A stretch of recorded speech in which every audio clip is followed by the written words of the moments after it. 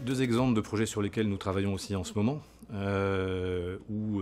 qui d'ailleurs correspondent à des éléments qui nous tiennent extrêmement à cœur également en ce qui concerne l'équipe d'aménagement chez Kaufmann & Broad, c'est la requalification des friches industrielles et des friches commerciales. On a deux exemples. Un exemple qui se situe sur le territoire du Grand Paris, où là aussi je vais être obligé d'être discret à ce stade-là. L'autre, je pourrais en dire un tout petit peu plus. Dans ce premier exemple, nous sommes sur une friche industrielle qui est accolée à un espace naturel.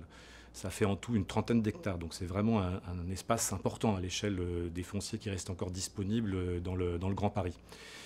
Nous allons évidemment en fait requalifier la friche industrielle. Nous allons désartificialiser les sols puisqu'ils sont très largement artificialisés. Nous allons remettre en valeur en fait mettre en valeur ce futur quartier avec le grand paysage. Nous ne sommes pas au pied de Paris, nous sommes un peu plus loin, donc il y a du paysage autour et nous avons cette possibilité-là. Nous allons regarder extrêmement attentivement l'ensemble des aménagements paysagers du projet. Nous allons travailler également avec les spécialistes autour de la gestion des eaux. Nous avons quelques espaces aquatiques que nous voulons remettre également en valeur. Et ce sont les premiers éléments auxquels nous pensons avant de penser à ce que nous allons mettre dans le projet ensuite. Et tout ce travail-là donc se fait avec les élus, très en amont.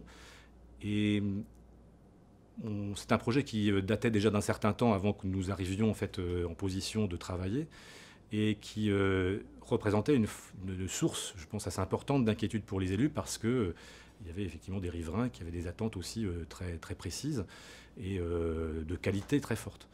Et je pense qu'en travaillant dans ce sens-là, main dans la main avec les élus, on arrive à surmonter en fait ces appréhensions et au contraire, on en fait un objet de désir. Je pense que c'est tout l'enjeu. Et puis remettre en place, recréer de la biodiversité. Et en même temps, nous allons pouvoir aménager et construire des logements pour une population qui a ce besoin.